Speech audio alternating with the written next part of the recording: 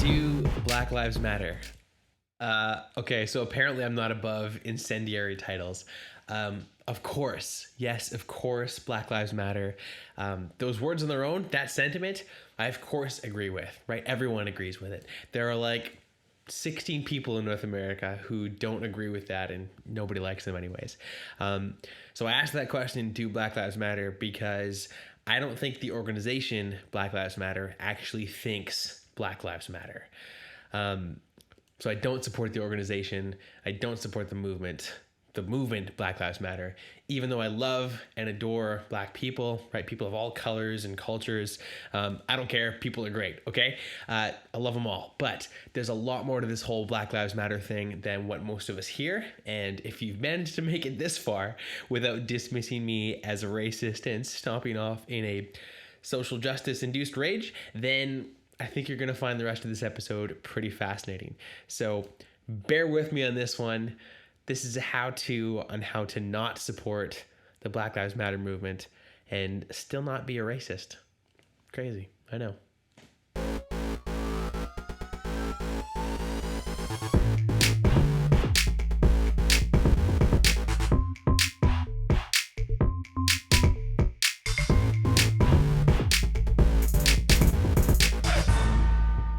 So, welcome everybody to the second episode of the Hemlock podcast. A couple quick things before we jump in. As always, jump onto iTunes or Apple Podcasts and leave us a 5-star review. Let us know what you think of the show. If you don't want to rate us 5 stars, don't leave a review at all. That's totally okay. Have a great day.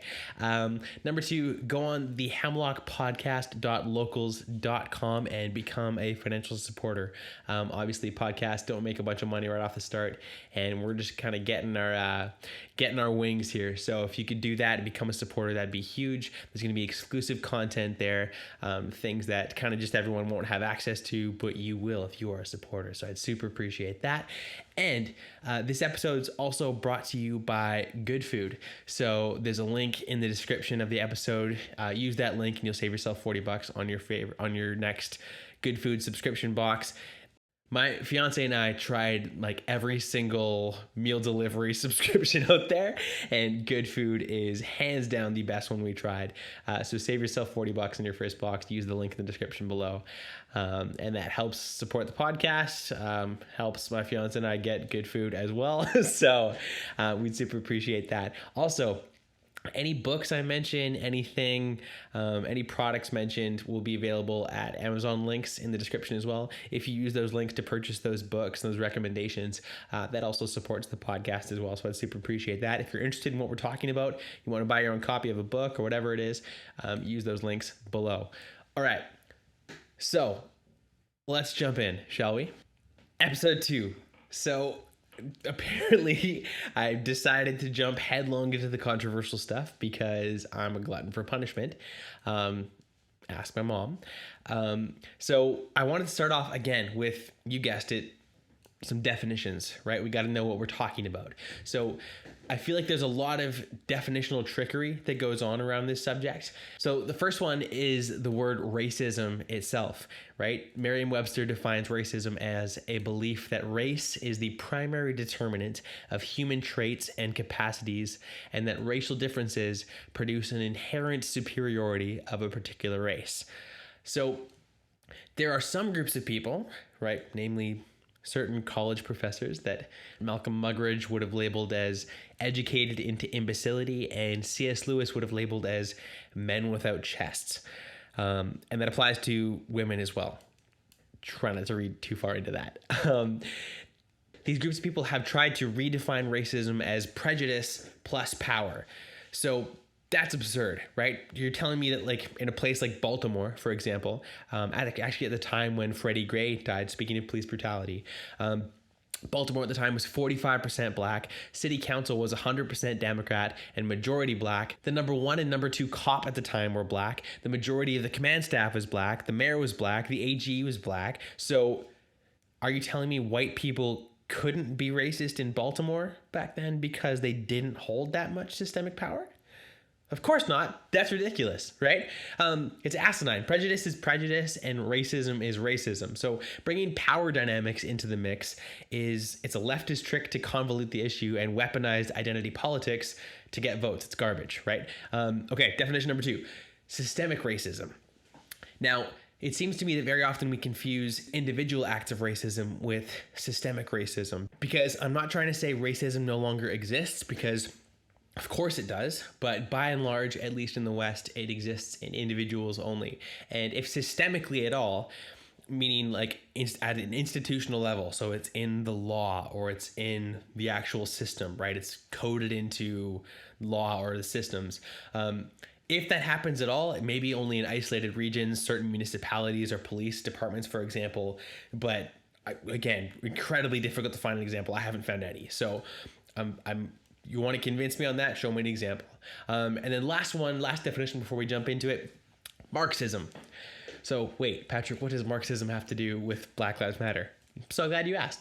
Let me tell you what it means, and then I'll explain how it applies to Black Lives Matter. So simply put, Marxism is a social, political, and economic theory originated by Karl Marx, which focuses on the struggle between what he called capitalists, right? So the people in charge of the capitalists, the ones who own the capital, and the working class. So basically, he thought that power relationships between capitalists and workers were inherently exploitative and would inevitably create class conflict. So he believed this conflict would ultimately lead to a revolution in which the working class would overthrow the capitalist class, right? The proletariat would overthrow the bourgeoisie, and seize control of the economy. Once they had control of the economy, they would institute, guess what? Points to you if you listen to the first episode. They would institute socialism and then communism, right? So Lenin himself said socialism was a bridge to communism, right? So communism, yay! Except guess what? And this has happened every single time socialism, communism has been tried. Every single time. It's not practical for groups of millions of people to govern themselves collectively, right? That's why we have democratic representative republics, and they're awesome, right? Sure, they have their flaws, but they're way better than the alternative, because you always need a group of people to govern a nation, right? And if that means of governance is not established well with checks and balances, right? Means of stopping humanity's natural inclination towards tyranny, guess what? You get tyranny, which is why every single time there's a socialist or communist government set up, spouting high ideals like governed by the people or the proletariat owns the means of production, that's basically just a fancy way of saying everyday people run the place. How that works out practically, how it works out on the ground, is that it's a very small group of power-hungry elites that sees all the wealth of the nation, right? Which de-incentivizes productive economies, because who wants to work when all the fruits of your labor are seized and redistributed? And then they enforce their glorious utopia by murdering millions of people to maintain control, right? So, I mean, you can look it up. The Soviet Union, China, North Korea, Cuba, Venezuela, anywhere this gets tried, whether it lives up to, people say, oh, true socialism hasn't been tried. So anywhere this gets tried, whether it lives up to Karl Marx's ultimate communist ideal or not, which it never will, or whether those countries are incredibly wealthy in resources, right? And they should be able to support a socialized economy. For example, Venezuela, which by the end of 2020 is slated to have over a 50% unemployment rate, and inflation recently hit 10 million % in Venezuela, which means that your month's salary won't even buy you a gallon of milk. Even though they have the world's largest proven oil reserves, right? Side note, their production is 2.3 times actually less than it was back in 1970. They should be fine. They're not. Why? A corrupt socialist government. End of story, right? Socialism in Venezuela was instituted by Hugo Chavez under the veil, again, it always starts with good intentions, under the veil of seemingly noble socialist missions work, which claimed to help people while he secretly just seized more and more power, right? That's what happens every single time, right? The small people that are instituting this socialist utopia always just sees all the power and money for themselves because humans are corrupt. Humans are tyrannical, right? Absolute power corrupts, absolutely. Okay, that was a rant. All that to say, that's Marxism. And Patrice Cullors and Alicia Garza, two of the, forgive me if I'm pronouncing those wrong, two of Black Lives Matter's co-founders, the movement, the organization Black Lives Matter, they're self-admitted trained Marxists.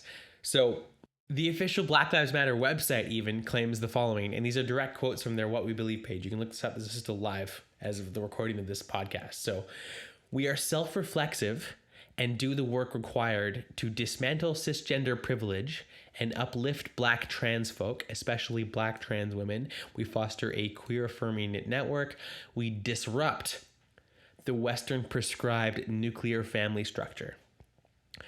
So I'm not exactly sure what any of that has to do with Black lives exactly, but I bring these examples up specifically because I'm an evangelical myself, and don't get me wrong, I love everybody. I believe Jesus is for everybody, but the organization Black Lives Matter has, from their own website, a hell of a lot more to do with radical left-wing ideologies than it does with Black Lives Mattering, right? In my opinion. And when I see churches, right, even fellow Christians, fellow conservatives, blindly touting an ideology that is attempting to backdoor radical leftist agendas into mainstream culture, even mainstream evangelical culture, and it's working somehow, you have like conservatives and evangelicals and just kind of everyday people like just jumping on board the whole Black Lives Matter movement from a good place. They're trying to do good work, right? It's from a good thing without realizing what it's trying to backdoor into the culture, right? Well, I see that happening. That's why I started a podcast, because that's insane to me. It's absolutely insane. So that leaves the question, how much does Black Lives Matter, the organization, actually care about Black lives, right? Because you'd think a lot, hopefully, right? Being that's the name of the organization. I'm not so sure. I'm not convinced, right? Because let me break this down for you. So Black Lives Matter, or BLM, started as a response to police brutality, right? We've seen the stories, we know the names, and please don't get me wrong. They're tragic, each and every story. Any loss of human life to me is tragic. It is to most of us. What I'm trying to say is that the narrative being built around police brutality, right? So the media and the mainstream social media response to it doesn't hold up, in my opinion. So bear with me. Roughly 13% of Americans are Black. I've shared that with friends. Most are surprised it's that low of a percentage, but that's the truth. Most respond like, probably like 20, 30, 40% of the US is Black, right? About 13%. You could actually further reduce that to about 6.5%, just considering the males, just by considering only the males, because in any race, right, males do over 85% of the homicide and aggravated assault and over 90% of the robberies. So that being said, and I don't like these stats, the stats I'm about to share, I don't like them, okay? I sincerely wish they weren't the case, but I also know if that we're not honest about the facts, we'll never find real solutions, right? If we're lying about the problem, we're never going to find the solution to the problem. So here are the stats. Black Americans, so less than 13% of the population, right? Because we're just talking about those committing crimes, or less than 6.5% if you just focus on the males, right? Commit about 6.5, less than 6.5% of the population commits about 53% of the homicides. 93% of those being Black on Black, 28% of the rape, 34% of the aggravated assaults, and 54% of the robberies.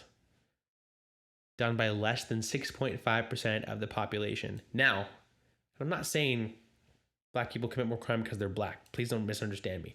But with that in mind, 6.5% of the population doing that much of the crime in the States, how many unarmed Black men do you think were shot and killed by police in 2019?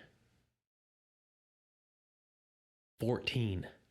And unarmed doesn't mean necessarily not violent or not resistant. And that's the highest estimate I could find even amongst liberal sources. For comparison's sake, there were 25 unarmed white people shot and killed by police in the same year. So to me, it seems as simple as this. And if I'm wrong, please comment. I'm not unreasonable, right? Let me know. It seems as simple as this. And let's even remove race from the equation for a second, right? If group A commits more crime than Group B, even if Group A is much smaller than Group B, then it still follows they'll be involved in more violent interactions with police, which explains why black men have more interactions with police, even though they make up a smaller segment of the population, because per capita, they're doing more crime. I don't like that stat. That's just the way it is. So if someone were able to demonstrate that black men are arrested and or shot by police at a rate which outpaces the rate at which they commit crimes per capita, that would actually be indicative of injustice.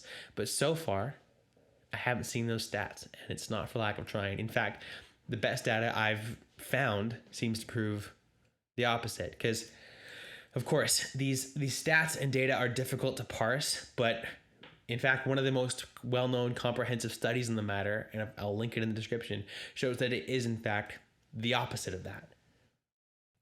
Now, this study also happened, not that it matters, to be authored by a black economist from Harvard. It shows that Hispanics and blacks are actually overrepresented. They're overrepresented in non-lethal encounters with police, right? Which again, that follows if those groups commit more crime per capita than the proportion of the population would allow. But, and listen to this, it found no racial bias in lethal encounters with police, so fatal encounters with police. It found no racial bias. So this is a quote from the study. In stark contrast to non-lethal uses of force, we find that, conditional on a police interaction, there are no racial differences in officer-involved shootings. There are no racial differences in officer-involved shootings. Partitioning the data in myriad ways, we find no evidence of racial discrimination in officer-involved shootings. Investigating the intensive margin, the timing of shootings, or how many bullets were discharged in the endeavor, there are no detectable racial differences. So wait. If police brutality isn't an issue then, and I'm not saying it's not an issue at all, right? It's still tragic. I'm saying, going by the data show it to be statistically insignificant, right? For a country of 330 million people in the States, right? It doesn't occur often. And when it does, the data show it to be rarely motivated by race. Okay, and of course, when it is motivated by race, that's totally evil, right? Of course it is. But if that's the case, statistically, it's not a huge problem. Why is that the one BLM is pushing? What about the 20 million black babies aborted since 1960? And I don't care what you think about abortion, 20 million black babies since 1960. There's a controversial topic for you, right? If this wasn't enough so far, because you don't hear that stat from Black Lives Matter, right? What about, and here's the real issue I think that is most affecting the black community, because it affects all communities equally in the sense that it's the single most directly attributable factor to rates of poverty, crime, poor academic performance, teen pregnancy, etc., right? This is the same in all races, in all communities. Fatherlessness. Okay, so in 1960, fatherlessness in the black community was around 20%. Now, that number is between 70 and 75%. And by the way, in the white community, it was around 2 to 3% in 1960, and it's since risen to about 30%. And you see similarly negative statistics in white and Hispanic communities with increased fatherlessness, right? So fatherlessness in any community of any race has hugely negative correlations with all those things I mentioned.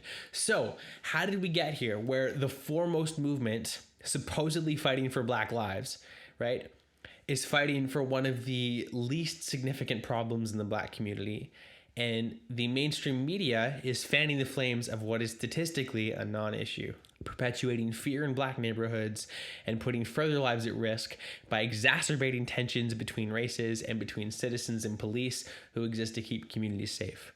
Enter Malcolm Muggeridge with one of the most poignant quotes summarizing our society that I have heard in my lifetime.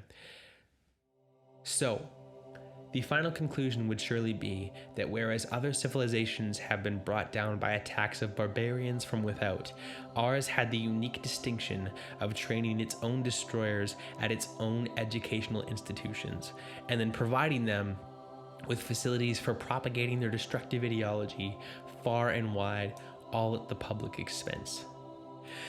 Thus did Western man decide to abolish himself, creating his own boredom out of his own affluence, his own vulnerability out of his own strength, his own impotence out of his own erotomania, himself blowing the trumpet that brought the walls of his own city tumbling down, and, having convinced himself that he was too numerous, labored with pill and scalpel and syringe to make himself fewer, until at last, having educated himself into imbecility, and polluted and drugged himself into stupefaction, he keeled over, a weary, battered old brontosaurus, and became extinct.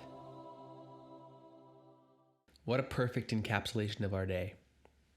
And I really do think that the problem lies in our institutions. Because look at what is breaking down right now.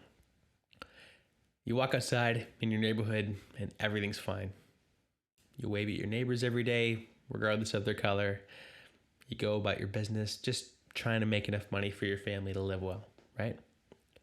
Meanwhile, the academy, media, and politicians are running around either screaming at you that you're a victim of white supremacy and you need me, the politician, to rescue you, so vote for me, or you're a perpetrator of white supremacy, and the only way you can absolve yourself of your guilt is to, you guessed it, vote for me. Thomas Sowell, one of my favorite authors, and not that it matters again, but for the record, he's black as well, says this in his book, Intellectuals and Race, which is one of the best books on the subject out there, in my opinion. So this is Intellectuals and Race. Thomas Sowell says, there is no subject that is more in need of dispassionate analysis, careful factual research, and a fearless and honest discussion than is race.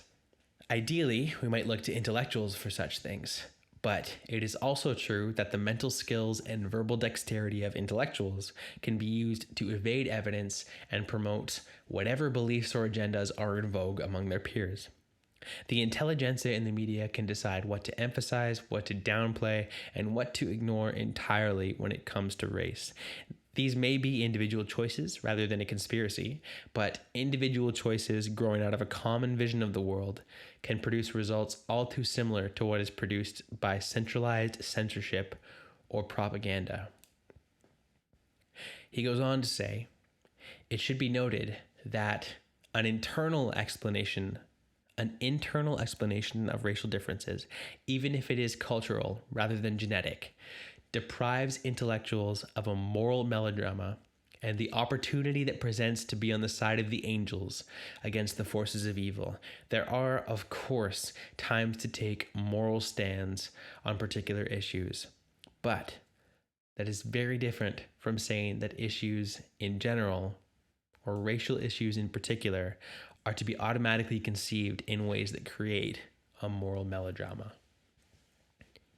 It isn't real. It's virtue signaling. It's a fabricated leftist religion, and it's engineered to seize power. It has nothing to do with Black lives. Joe Biden, who's the Democratic presidential nominee in the States, and I'm laughing because you just look up a YouTube video of him stumbling over his words lately. It's sad he's not cognitively all there anymore, which is sad, but it's amazing and humorous to me that they've just gone with him as the presidential nominee. This was him a couple weeks ago. What you all know, but most people don't know, unlike the African American community with notable exceptions, the Latino community is an incredibly diverse community with incredibly different attitudes about different things. Unlike the African American community with notable exceptions, the Latino community is an incredibly diverse community with incredibly different attitudes about different things. So what?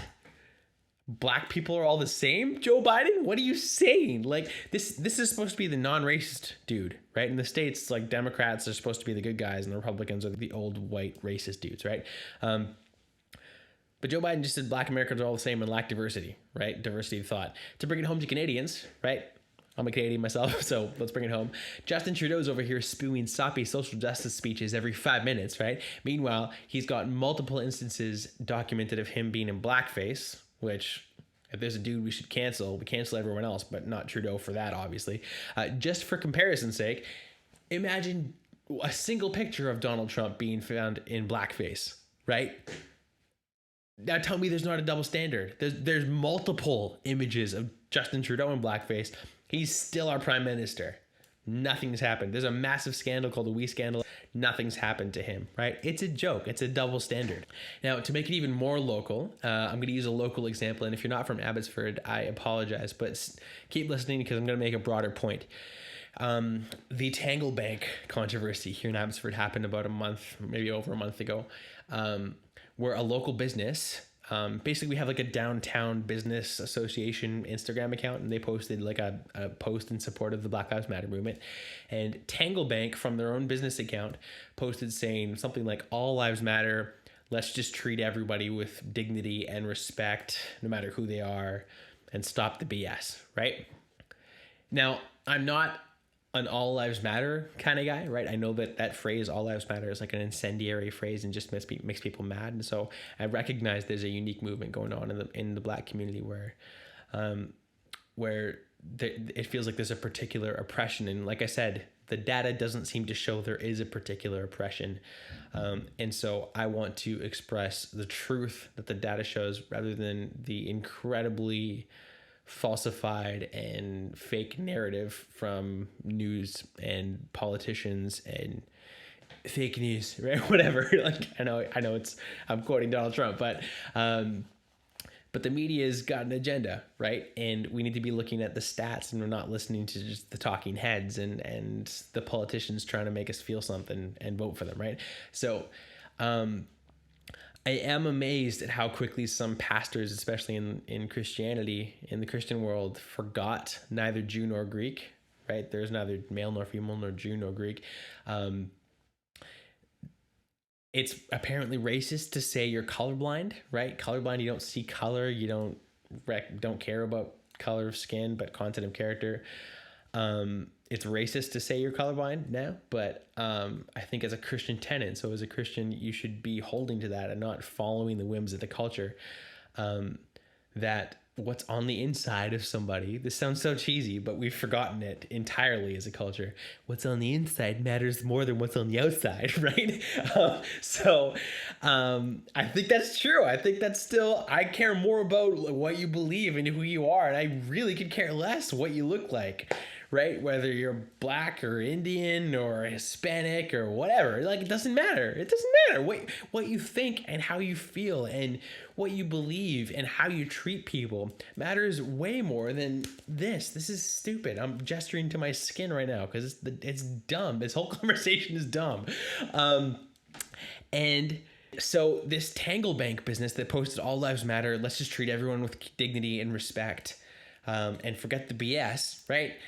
I get all lives matter like triggers some people and seems like a racist thing to say, but like look at the heart. If you can think like with a rational person for 3 seconds and go, what's the heart of what they're trying to say? They're done with the politics, right? They want to treat everyone as equals, right? Let's treat everyone with dignity and respect despite what they look like. Is that a bad sentiment? Like, is that wrong? I sure as hell don't think so. Should we treat everyone with dignity and respect, no matter what they look like? Yes. Cool. Is that what they clearly were trying to say? Yes. Okay. Did they use like a triggering incendiary phrase to start it off by saying all lives matter? Yeah. Was that tactful? Probably no. Was the heart of what they were trying to say okay and morally pure? Probably. I would say yes, right? So that's crazy. And now Tangle Bank's Instagram. And so, by the way, they apologize, right? So they did like the whole, I've been educated and I've done my research now and I've had meaningful conversations with people and blah, blah, blah. They did like the whole penitence. They did like the whole penitent man shall pass thing, right? And like, and apologize to the mob. And guess what? Who could have seen this coming? It didn't work. It's never enough, right? It's never enough. Now their Instagram, every post they make, they post mostly about flowers, by the way. Every post they make about flowers now is like a stream of comments of like, you need to apologize. I knew what you said wasn't good enough and you need to do more to make reparations for what you did. And like, it's just like, who are these people online just like dragging this poor business through the ringer because they said everyone should be treated with dignity and respect. And I'm terrified even just saying this, because I feel like saying something in support of this business after they've apologized and like done their penance is, I'm probably gonna get dragged through the mud too, but whatever. So I'm amazed at the lack of forgiveness. I'm amazed at the lack of absolution. And part of the reason I started this podcast is because I believe we all need Jesus, right? And one of the great things about Jesus is that there's forgiveness. There's absolution. I messed up. I'm a broken human piece of poop. And there's forgiveness. There's absolution, right? There's repentance. I'm sorry. I apologize. I'm a human and I'm broken and I'm messed up and I'm sorry. And then guess what? You're forgiven. Period. Right? Tanglebank apologized. They asked for forgiveness. Are they forgiven now? Nope. The mob says no. The mob says you need to keep apologizing and keep making reparations and keep blah, blah, blah, blah, whatever it is. They're all going to make up different things this business now has to do to somehow atone for the great sin they committed, saying that everyone should be treated with dignity and respect, despite what they look like. Is that justice? I think you have a pretty twisted definition of justice if you think that's what justice is. So I'd like to end this episode with an address to white people, if I may. Dear white people, black people don't need you. What they need is what we all need. And I know that. I can speak for the black community because they're human and I'm human too. What they need is what we all need: friendship, community, faith, liberty. They don't need your white guilt. They don't need your white savior complexes, your welfare state, your affirmative action, or your college-educated, enlightened burning and looting of cities in an effort to defund the police on behalf of a Marxist agenda. They don't need your half-assed attempts at anti-racism in the form of a post on Instagram or harassing a business in the comments section. They are totally capable. They are powerful and virtuous, and the thing that keeps some of them down is the same thing that keeps certain people of all races down: a victimhood mindset. A surrender of control over my own destiny to the politician lying through his teeth about how he's going to save me. That's what this all comes down to. There are those in every race who would play the victim, who would blame everyone else: the government, society, history, the people around them, and the neighbor's dog, pointing out the slivers in everyone else's eye before removing the log in their own. And you know what? No one can help those people. But that isn't black people. Maybe some, just like it is some white people and some Hispanic people and some Indian people. But black people have been performing Herculean feats to overcome the worst kind of adversity for hundreds of years. You want to call me racist? Racism would be me believing that my race is superior to another race. But I don't believe it is. I just wish some of our friends on the left would stop acting like it.